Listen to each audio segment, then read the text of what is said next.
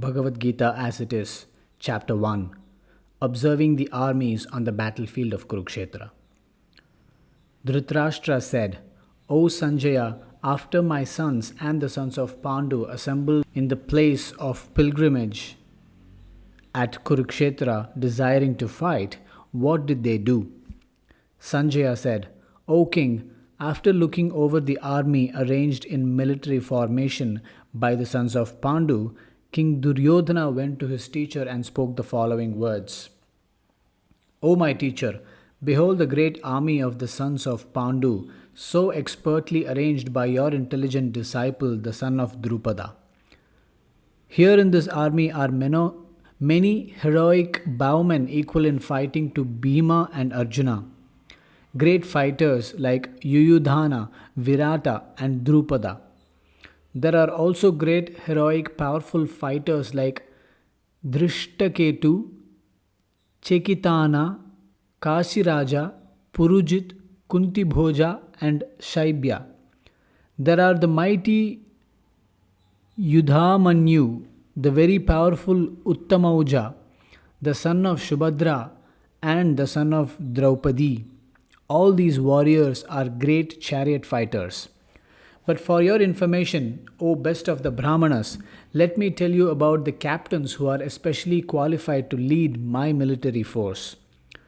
There are personalities like you, Bhishma, Karna, Kripa, Ashwatthama, Vikarna, and the son of Somadatta called Bhurishvara, who are always victorious in battle.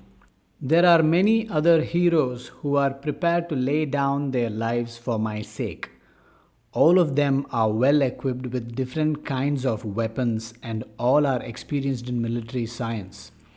Our strength is immeasurable and we are perfectly protected by grandfather Bhishma, whereas the strength of the Pandavas carefully protected by Bhima is limited.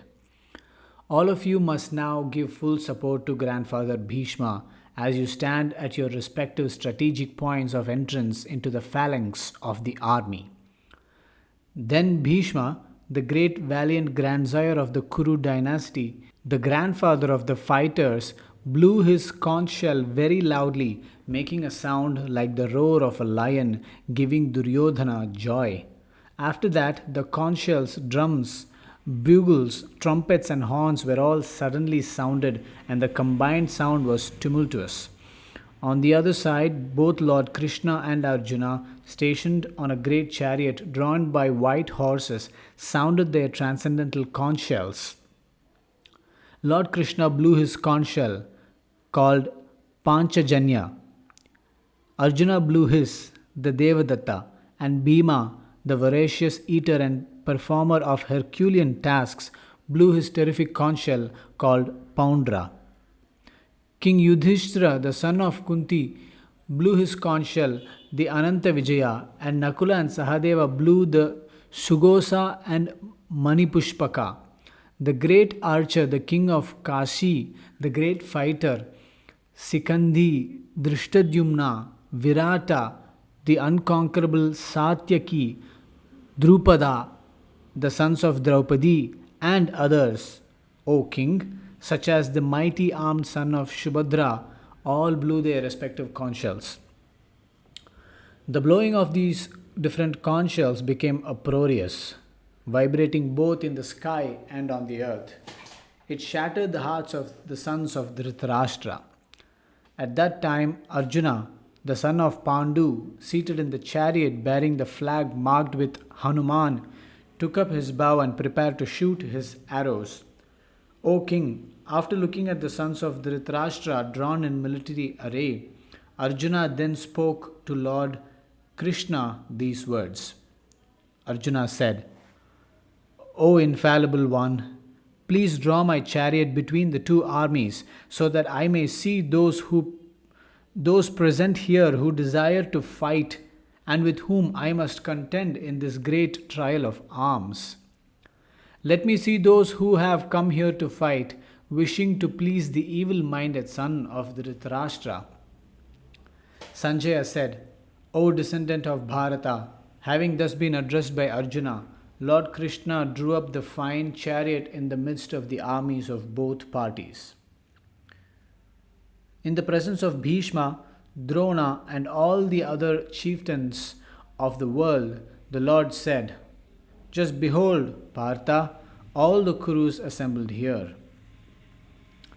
There Arjuna could see within the midst of the armies of both parties his fathers, grandfathers, teachers, maternal uncles, brothers, sons, grandsons, friends, and also his fathers in law and well wishers. When the son of Kunti, Arjuna, saw all these different grades of friends and relatives, he became overwhelmed with compassion and spoke thus. Arjuna said, "My dear Krishna, seeing my friends and relatives present before me in such a fighting spirit, I feel the limbs of my body quivering and my mouth drying up. My whole body is trembling, my hair is standing on end, my bow, Gandiva, is slipping from my hand, and my skin is burning. I am now unable to stand here any longer. I am forgetting myself, and my mind is reeling. I see only causes of misfortune, O Krishna, killer of the Keshi demon. I do not see how any good can come from killing my own kinsmen in this battle, nor can I, my dear Krishna, desire any subsequent victory, kingdom, or happiness.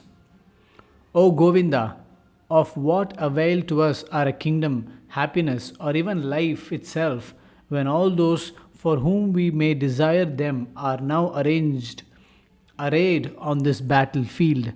O Madhusudana, when teachers, fathers, sons, grandfathers, maternal uncles, fathers in law, grandsons, brothers in law, and other relatives are ready to give up their lives and properties and are standing before me, why should I wish to kill them, even though they might otherwise kill me? O maintainer of all living entities, I am not prepared to fight with them even in exchange for the three worlds, let alone this earth. What pleasure will we derive from killing the sons of Dhritarashtra? Sin will overcome us if we slay such aggressors. Therefore, it is not proper for us to kill the sons of Dhritarashtra and our friends. What should we gain, O Krishna, husband of the goddess of fortune, and how could we be happy by killing our own kinsmen? O Janardana, although these men, their hearts overtaken by greed, see no fault in killing one's family or quarreling with friends, why should we, who can see the crime in destroying a family, engage in these acts of sin? With the destruction of the dynasty, the eternal family tradition is vanquished, and thus the rest of the family becomes involved in irreligion. When irreligion is prominent in the family, O Krishna, the women of the family become polluted, and from the degradation of womanhood, O descendant of Vrishni, comes unwanted progeny. An increase of unwanted population certainly causes hellish life both for the family and for those who destroy the family tradition. The ancestors of such corrupt families fall down because the performances for offering them food and water are entirely stopped. By the evil deeds of those who destroy the family tradition and thus give rise to unwanted children, all kinds of community projects and family welfare activities are devastated. O Krishna, maintainer of the people, I have heard by disciplic succession that those whose family traditions are destroyed dwell always in hell. Alas, how strange it is that we are preparing to commit greatly sinful acts. Driven by the desire to enjoy royal happiness, we are intent on killing our own kinsmen. Better for me if the sons of Dhritarashtra, weapons in hand, were to kill me unharmed and unresisting on the battlefield. Sanjaya said. Arjuna, having thus spoken on the battlefield, cast aside his bow and arrows and sat down on the chariot, his mind overwhelmed with grief.